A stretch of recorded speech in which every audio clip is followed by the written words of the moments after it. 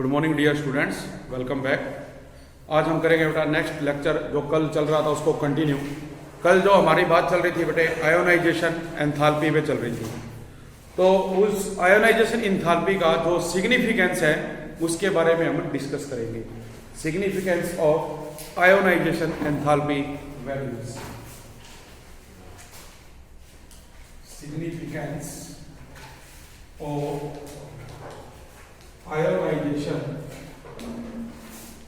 Enthalpy.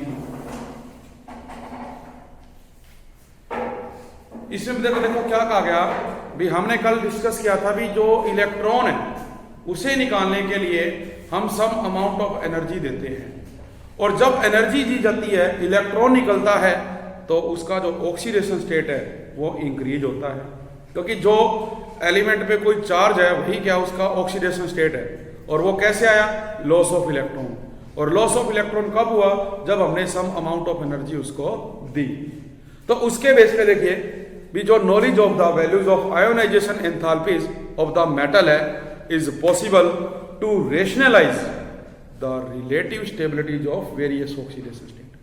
जो various oxidation states हैं वो स्टेबल हैं कि नहीं हैं उसके बारे में हमने डिस्कस करना है।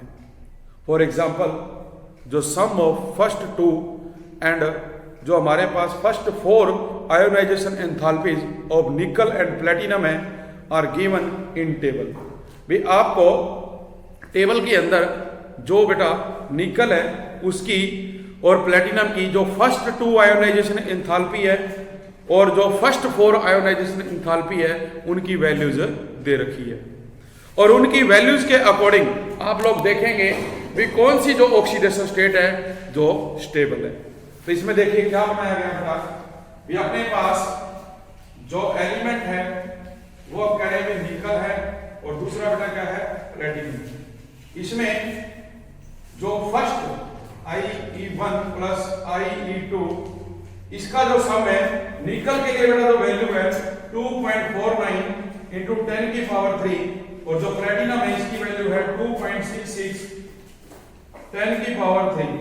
और दूसरी साइड है जो फर्स्ट हमारे पास फोर एनर्जीज हैं 2 3 और ये 4, मतलब फर्स्ट फोर आयोनाइजेशन एनर्जी का जो सम है निकल के लिए तो रहेगा 11.29 10 की पावर 3, और जबकि ये रहेगा 8.36 10 की पावर 3। तो ये अपने को बेटा टेबल दे रखी है। इस टेबल के अकॉर्डिंग आप देखें तो जो निकल है उसकी जो फर्स्ट टू आयोनाइजेशन एंथैल्पी है एज कंपेयर टू प्लेटिनम सबसे कम है, इसलिए जो स्टेबल है वो कौन होगा? निकल 2 स्टेबल होगा। और अगर हम 4 आयोनाइजेशन एंथैल्पी की बात करें तो जो प्लेटिनम है उसकी जो एंथैल्पी का सम है वो सबसे कम है, और ये जब कम है तो इसकी जो वैल्यू है वो कम रहेगी, तो हम इसको क्या कहेंगे भी ये मोर स्टेबल है। इसका मतलब देखिए ये हुआ भी जो हमारे पास फर्स्ट टू आयोनाइजेशन एंथैल्पी है वो लेस है फॉर निकल 4 इसका सॉरी प्लेटिनम 2, तो हम कहेंगे भी जो निकल आई कंपाउंड्स हैं ये थर्मोडायनेमिकली मोर स्टेबल है देन द प्लेटिनम 2। उस दूसरी तरफ जो प्लेटिनम 4 कंपाउंड्स है ये बेटे क्या है? मोर स्टेबल है देन निकल 4, क्योंकि जो सम ऑफ 4 आयोनाइजेशन एंथैल्पीज है वो लेस होता है प्लेटिनम के लिए। तो आप देखेंगे भी जो प्लेटिनम है वो एक कंपाउंड फॉर्मेशन करता है K2PtCl6, जो कि एक वेल नोन कंपाउंड है प्लेटिनम का, जिसमें क्या है +4 ऑक्सीडेशन स्टेट होती है। अपने पास क्या आएगा इसके अंदर तुम लोग K2PtCl6, तो यहाँ जो प्लेटिनम है ये क्या शो करेगा? +4 ऑक्सीडेशन स्टेट शो करेगा। जबकि अगर निकल की बात की जाए तो जो निकल है वो इस तरह का कोई भी कंपाउंड फॉर्मेशन नहीं करता है। इसी के अंदर अगर और एडिशन किया जाए तो जो हमारे पास अदर फैक्टर हैं जो डिटरमाइन करते हैं stability of a particular state in the solution वो भी हम ले सकते हैं, और वो फैक्टर कौन से हैं? Enthalpy of atomization of the metal, hydration enthalpy, इसी प्रकार से आप क्या लेते हो? Ionisation enthalpy. तो एक हमारे पास साइकिल बनता है, उस साइकिल के अकॉर्डिंग आप इसको करोगे। कैसे होगा भी, हमारे पास जो मेटल सॉलिड फॉर्म में है उसको हम क्या करेंगे? जो एंथैल्पी ऑफ एटोमाइजेशन है वो देंगे। तो तो जब हम उसको एंथैल्पी ऑफ एटोमाइजेशन देंगे तो बेटा वो किस में कन्वर्ट हो जाएगा, गैसियस स्टेट में कन्वर्ट हो जाएगा। फिर आप उसको क्या करोगे, जो आपके पास आयोनाइजेशन एंथैल्पी है वो दोगे। आयोनाइजेशन एंथैल्पी देने से क्या होगा, वो बेटे इलेक्ट्रॉन लॉस कर देगा, और आप उसके बाद क्या करोगे, उसको हाइड्रेशन एंथैल्पी दोगे तो वो एक्वा स्टेट में आ जाएगा। मीन्स हमारे पास जो रहेगा ये मेटल है पहले सॉलिड स्टेट में, इसको आपने क्या किया, जो बेटे एंथैल्पी ऑफ एटोमाइजेशन है वो दे दी, तो ये किस में कन्वर्ट हो गया, गैसियस स्टेट में कन्वर्ट हो जाएगा। ठीक है, जो मेटल आपका पहले सॉलिड था वो गैसियस स्टेट में आ जाएगा। उसके बाद आप क्या करेंगे कि इसी को फर्दर जो आयोनाइजेशन एंथैल्पी है वो दोगे, तो ये मेटल क्या करेगा, एक इलेक्ट्रॉन लॉस करेगा और प्लस चार्ज आ जाएगा इसके ऊपर। फिर इसी को हम क्या करेंगे, वापिस जो बेटे हाइड्रेशन एंथैल्पी होती है वो दी जाएगी, तो ये किसमें कन्वर्ट हो जाएगा, मेटल प्लस एक्वा स्टेट के अंदर। तो इस तरह से ये हमारे पास एक साइकिल बनता है, और इस साइकिल के दौरान आप क्या करोगे, जो टोटल एनर्जी चेंज है, तो जो टोटल एनर्जी चेंज है वो क्या रहेगा, इन सभी एनर्जी का सम। मतलब जो हमारे पास एंथैल्पी ऑफ एटोमाइजेशन है प्लस आयोनाइजेशन एंथैल्पी प्लस जो हाइड्रेशन एंथैल्पी है, ये तीनों का जो अमाउंट है वो किसके बराबर रहेगा, जो टोटल एंथैल्पी चेंज है उसके बराबर रहेगा। और इसके अकॉर्डिंग आप क्या देखोगे भी, जो टोटल एंथैल्पी चेंज है, मतलब बेटा delta H A plus delta H I और प्लस में डेल्टा एच ई, तो इन तीनों का सम इसके बराबर आएगा। तो अपने पास क्या आएगा, देखिए जब हम ये वैल्यू देखते हैं तो कहते हैं भी smaller the value of total enthalpy change, मतलब जब इनको आप जोड़ते हो और इसकी वैल्यू अगर स्मॉलर आती है, भी smaller the value of total enthalpy change for a particular oxidation state of the metal, किसी भी particular oxidation state of the metal के लिए, तो greater will be the stability of that oxidation state. तो उस ऑक्सीडेशन स्टेट की बेटा जो स्टेबिलिटी है वो क्या रहेगी, ग्रेटर रहेगी। और अगर रिवर्स कहा जाए, रिवर्स मींस भी अगर जो टोटल एंथैल्पी चेंज है इसकी वैल्यू क्या है, लार्ज है, तो lower will be the stability of the compound element, जिसकी जो ऑक्सीडेशन स्टेट अपने को दे रखी है, तो ये चीज में रहेगी। इसके अलावा हम इस चीज को जो इलेक्ट्रोड पोटेंशियल है उसके द्वारा भी बता सकते हैं। भी जो इलेक्ट्रोड पोटेंशियल है इसका इस्तेमाल भी किया जाता है जो value of total enthalpy change है वो कैलकुलेट करने के लिए। तो जो लोअर स्टैंडर्ड इलेक्ट्रोड पोटेंशियल है वो मोर स्टेबल होगा is the oxidation state of metal in aqua state, और अगर वो लार्ज है तो वो लेस स्टेबल होगा।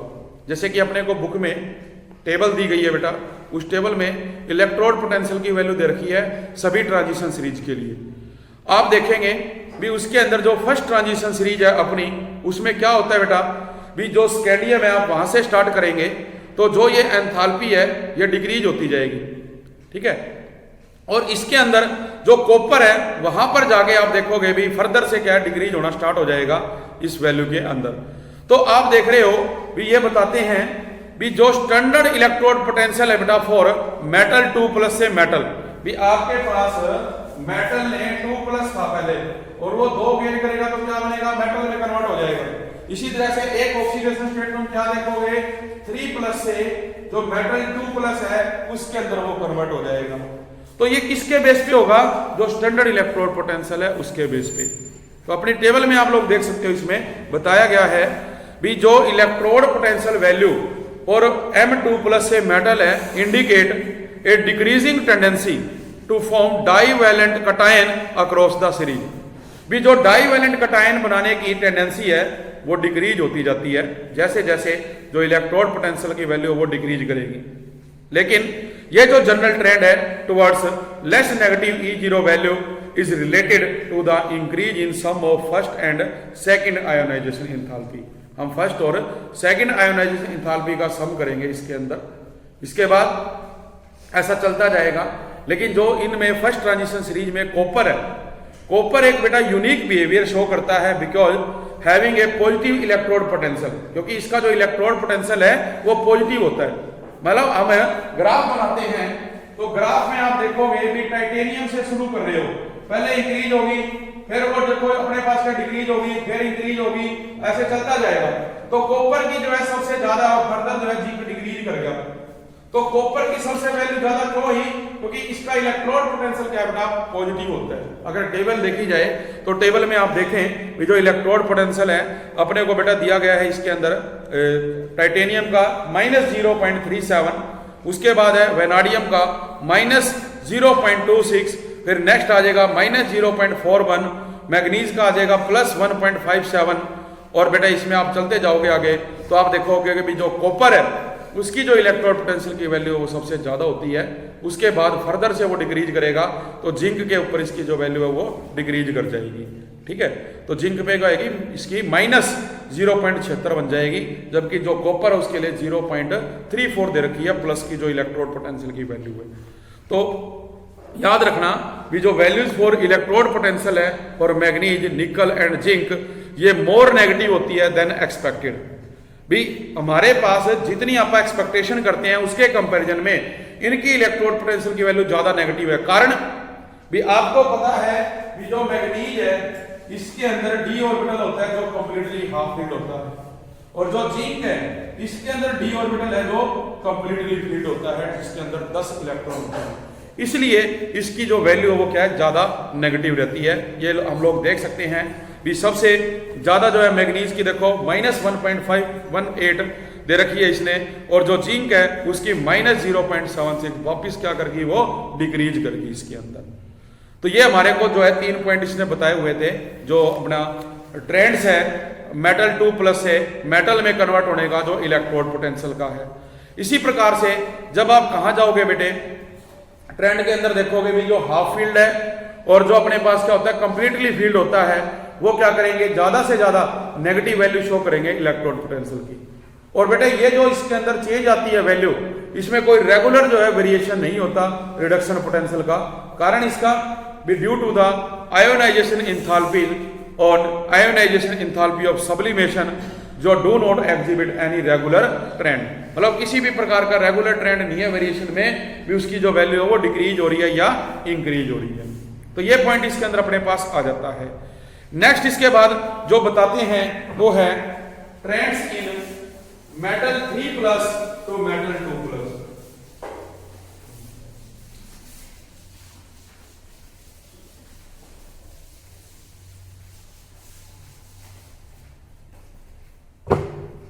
जो नेक्स्ट है बेटे ट्रेंड्स इन मेटल 3+ से मेटल 2+, इसके बारे में आपने डिस्कस करना है। इसमें भी ये इलेक्ट्रोड पोटेंशियल की बात करेंगे बेटे, और जो वैल्यूज ऑफ द मेंबर है सब member of the first transition series जो कि आपने देखा गिवन की दिया था टेबल में दे रखा था। और इट इज क्लियर दैट वहां से अगर आप लोग देखते हैं भी अगर आप राइट डाउन करें जो फर्स्ट ट्रांजिशन सीरीज है, फर्स्ट ट्रांजिशन सीरीज में जो स्कैंडियम है इसकी कोई वैल्यू नहीं दे रखी है बेटे, जो टाइटेनियम है इसकी वैल्यू दी गई है -0.37, वेनाडियम की आपको दी है -0.26, फिर क्रोमियम है इसकी वैल्यू है 0.41 माइनस में, फिर आ जाता है बेटा मैग्नीज ये है +1.57, नेक्स्ट आ जाएगा इसके अंदर आयरन प्लस का 0.77, नेक्स्ट दे रखा है इसने कोबाल्ट जो है +1.97, नेक्स्ट के लिए वैल्यू इसने नहीं दे रखी। तो ये क्या है जो इलेक्ट्रोड पोटेंशियल है बेटा उसकी वैल्यू आप लोगों को बता रखी है। और इसमें क्या बताया गया इसके अकॉर्डिंग अपने को भी जो E0 वैल्यूज है for some member of the first transition series किसके लिए मेटल 3+ से मेटल 2+ इसमें वो हमारे को बताई गई है। तो यहां से ये क्लियर है भी ये जो वैल्यूज है do not follow any regular trend, मतलब ये नहीं है भी अगर वो डिक्रीज हो रही है तो डिक्रीज होती जा रही है, वो डिक्रीज होके प्लस भी है और फिर माइनस भी हो सकती है। तो ये ट्रेंड जो है रेगुलर नहीं है, जबकि it is possible to understand why value of E0 for a particular जो हमारे पास मेटल 3+ से मेटल 2+ कपल है वो हाई है और लो है, मतलब एक जगह तो वैल्यू इसकी हाई आ रही है और एक जगह वैल्यू इसकी लो आ रही है, ऐसा क्यों है? तो इसके लिए 3 पॉइंट्स है अपने पास। फर्स्ट पॉइंट ये बताया गया है भी जो low value of electrode potential और scandium 3+ to scandium 2+ couple is due to stability of scandium 3+, मतलब यहाँ पे आप देख रहे हैं कि जो स्कैंडियम है इसकी कोई वैल्यू नहीं दे रखी। क्यों नहीं दे रखी? क्योंकि अगर हम स्कैंडियम को बेटा 3+ लेते हैं तो स्कैंडियम की कॉन्फ़िगरेशन देखो क्या होती है, आर्गन 4s2 3d1। 3 का मतलब है ये तीनों इलेक्ट्रॉन वो लॉस कर देगा, और तीनों लॉस कर देगा तो क्या बन गई, स्टेबल बन गई, नोबल गैस बन गई। यहाँ पे जो है हमारे पास क्या करेगा, वो नोबल गैस कॉन्फ़िगरेशन है जो वो एक्वायर करेगा, इसलिए यहाँ पे जो वैल्यू है इसकी वो क्या है, लो है। दूसरा पॉइंट दिया गया है भी कंपैरेटिवली जो high value of electrode potential for manganese, यहाँ पे तुम देख रहे हो कि जो मैग्नीज की वैल्यू अपने को दे रखी है इसने, वो क्या है, हाई है, is due to the stability of Mn2+, क्योंकि यहाँ पे डी के अंदर कितने हैं, 5 अनपेड इलेक्ट्रॉन प्रेजेंट है, जो कि क्या है, हाफ फील्ड ऑर्बिटल बनाता है। सिमिलरली जो जिंक है has very high value of electrode potential due to stability of zinc के 2+, क्योंकि डी ऑर्बिटल में वहां पे 10 इलेक्ट्रॉन होते हैं। फिर देखा थर्ड पॉइंट, आयरन के लिए अगर देखा जाए Fe3+ Fe2+ बनाता है, जब वो 1 इलेक्ट्रॉन गेन करेगा तो जो वैल्यू ऑफ इलेक्ट्रोड पोटेंशियल है वो कंपैरेटिवली लो है, बिकॉज ऑफ आयरन जो अपने पास है बेटा, वो भी अगर 3 इलेक्ट्रॉन लॉस करे तो डी ऑर्बिटल में कितने आते हैं, 5 इलेक्ट्रॉन होते हैं, जिसकी वजह से वो एक्स्ट्रा स्टेबिलिटी जो है शो करेगा। तो ये 3 पॉइंट्स हैं जो इस ट्रेंड को बेटा क्या करते हैं, अपने को शो करेंगे। क्योंकि तुमने देखा कि जो आयरन है अपने पास ये आर्गन 4s2 और 3d6 बनाता है, और अगर 3+ की तुम बात करोगे तो 2 तो यहां से जाएंगे, 1 ये गए, तो क्या बच गया, 3d5 बचेगा, डी के अंदर क्या है, 5 है अपने पास। इसलिए जो कंपैरेटिवली इसकी जो अपने को इलेक्ट्रोड पोटेंशियल की वैल्यू है वो बताइए उसने लो। नेक्स्ट टॉपिक इसमें आ जाता है अब केमिकल रिएक्टिविटी एंड जो इलेक्ट्रोड पोटेंशियल वैल्यूज है उसके बारे में। और इसमें बताया गया कि जो ट्रांजिशन मेटल्स हैं वो डिफरेंट है widely in their chemical reactivities, इनकी जो केमिकल रिएक्टिविटी है वो डिफरेंट है। बहुत सारे जो ट्रांजिशन मेटल्स हैं वो सफिशिएंटली इलेक्ट्रोपॉजिटिव होते हैं बेटे to dissolve in a mineral acid. हम देखते हैं भी ज्यादातर जो ट्रांजिशन मेटल हैं वो लॉस करते हैं इलेक्ट्रॉन, पॉजिटिव चार्ज होने की वजह से वो क्या है, मिनरल्स के अंदर बेटा सोल्यूबल है, जबकि कुछ ऐसे हैं उनको आप एसिड में भी डाल दोगे तो कोई इफेक्ट नहीं पड़ता। जैसे गोल्ड है, प्लेटिनम है, आप उसको HCl में डाल दो, HNO3 में डाल दो, कोई इफेक्ट नहीं है। लेकिन उसका जो मिनरल बनाया जाता है जैसे एक्वारिजिया, उसमें हम इसको डिसॉल्व करेंगे तो वहां पे ये क्या होता है, डिसॉल्व हो जाता है। तो कहने का मतलब जो ये नहीं घुलती है उन मेटल्स को हम नाम देते हैं नोबल मेटल्स का। तो गोल्ड है, प्लेटिनम है। तो जो metals of the first transition series है with the exception of copper, copper को छोड़ के जिसकी बेटा जो negative electrode potential value for M2+ से 2 मैग्नीशियम वो कपल्स करती है, तो ये जो मेटल्स हैं ये क्या होते हैं, मोर रिएक्टिव हैं और ये ऑक्सीडाइज हो जाते हैं किससे, हाइड्रोजन आयन से। जब हम इसमें क्या करेंगे, एसिड डालेंगे, तो जो एक्चुअल रेट है जिसके स्पीड पे ये क्या होते हैं, ऑक्सीडाइज होंगे, वो किसकी वजह से है, H+ आयन, और जो स्पीड रहेगी बेटे वो क्या रहेगी, स्लो। फॉर एग्जांपल हम टाइटेनियम और वेनाडियम को practically passive to dilute non oxidising agent मानते हैं, कहां पे, रूम टेम्परेचर के ऊपर। फिर सेकंड पॉइंट है भी जो large positive electrode potential value है for the redox couple Mn3+ to Mn2+ and cobalt 3+ to cobalt 2+, वो इंडिकेट करती है भाई, मतलब हमने क्या किया, मैग्नीज ले लिया और कोबाल्ट ले लिया। अब मैग्नीज में जो ये ले रहे हैं 3+ से, कहते हैं भी जो मैग्नीज है वो 2+ में, और जो कोबाल्ट है 3+ से इसमें चेंज हो रहा है, 2+ के अंदर चेंज हो रहा है जो कोबाल्ट है। तो इसके अंदर वो बताते हैं भी ये इंडिकेट करेंगे भी जो मैग्नीज 3+ और कोबाल्ट 3+ आयन है are the strongest oxidising agent in aqua solution. और थर्ड पॉइंट आता है भी जो नेगेटिव इलेक्ट्रोड पोटेंशियल वैल्यूज है for the redox couple, titanium के लिए ले लो, आप वेनाडियम के लिए ले लो, या आप क्रोमियम के लिए ले लो, ये जो वैल्यूज हैं इंडिकेट करती हैं भी जो टाइटेनियम, वेनाडियम, क्रोमियम है ये सभी स्ट्रॉन्ग रिड्यूसिंग एजेंट है और जो लिबरेट करेंगे क्या, hydrogen gas from dilute acid. तो आप क्रोमियम को डाइल्यूट एसिड से करोगे तो वहां ये क्या करेगा, हाइड्रोजन को रिप्लेस करेगा। मींस जो क्रोमियम है 2+, उसमें जब आप हाइड्रोजन डालेंगे तो क्रोमियम इलेक्ट्रॉन लॉस करेगा, 2+ से 3+ में कन्वर्ट हो जाएगा, जबकि हाइड्रोजन इलेक्ट्रॉन लेके हाइड्रोजन गैस के रूप में बाहर चली जाएगी। तो ये हमारे पास ट्रेंड्स था इसके अंदर इलेक्ट्रोड पोटेंशियल के बेस पे। नेक्स्ट प्रॉपर्टी जो आ जाती है बेटे वो है ऑक्सीडेशन स्टेट। भी हम ऑक्सीडेशन स्टेट की बात करेंगे जो फिजिकल स्टेट है। इसमें यह बताया गया भी जितने भी हमारे पास जो ट्रांजिशन मेटल है बेटे वो एग्जिबिट करते हैं एक great variety of oxidation state. मतलब आप ये कहोगे भी ऑक्सीडेशन स्टेट क्या है, जो उसके ऊपर चार्ज है, और जैसे जैसे आप आगे जाते हो उसके अंदर जो इलेक्ट्रॉन है वो इंक्रीज होते जाते हैं, और अगर वो उन इलेक्ट्रॉन को बेटे क्या करेगा, लॉस करेगा, तो आप देखोगे कि जो ऑक्सीडेशन स्टेट है वो चेंज होगी। तो जो फर्स्ट ट्रांजिशन सीरीज है उसमें जैसे बताया गया भी जो मैग्नीज है उसकी जो ऑक्सीडेशन स्टेट है वो सबसे ज्यादा है। ऑक्सीडेशन स्टेट बात करें स्कैंडियम की, आर्गन 4s2 3d1, फिर बात करोगे टाइटेनियम की, आर्गन 4s2 3d2। मतलब इस तरह से अपने पास क्या होगा, चलता जाएगा। और ऐसे करते करते जब आप लास्ट में जाते हो जिंक तक, तो वहां पे डी ऑर्बिटल में कितने हो जाते हैं, 10 हो जाते हैं। तो आप देखोगे भी जो हमारे पास स्कैंडियम है वो अपनी आउटर मोस्ट शेल से ये 3 इलेक्ट्रॉन लॉस करेगा, तो इसकी ऑक्सीडेशन स्टेट कितनी बनेगी, +3 बनेगी बेटा। कितनी बनेगी, +3। फिर जब नेक्स्ट जाओगे टाइटेनियम पे, टाइटेनियम में देखो पहले क्या होगा, ये s ऑर्बिटल में से 2 लॉस करेगा तो ऑक्सीडेशन स्टेट रहेगी +2।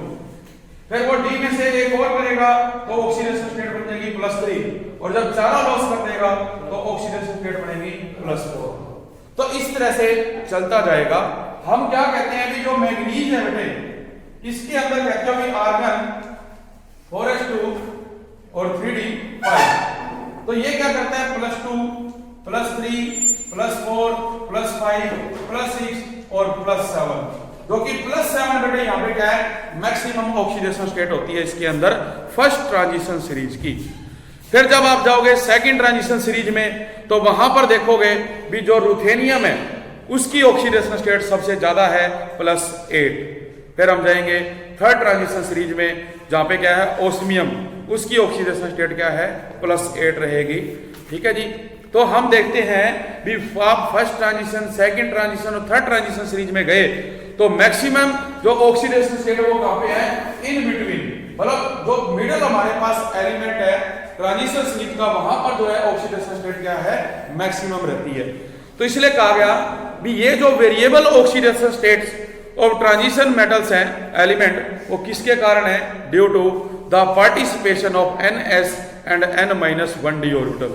क्योंकि जनरल कॉन्फ़िगरेशन अगर देखी जाए तो अपने पास n-1 d और ns ऑर्बिटल होते हैं। तो यहां से इलेक्ट्रॉन जाएंगे और इसके अंदर से इलेक्ट्रॉन जाएंगे, जिसके कारण वो वेरिएबल ऑक्सीडेशन स्टेट शो करते हैं।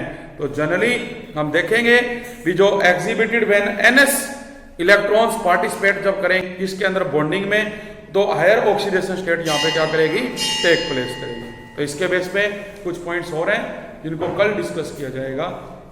आज के लिए इतना ही। Thank you very much.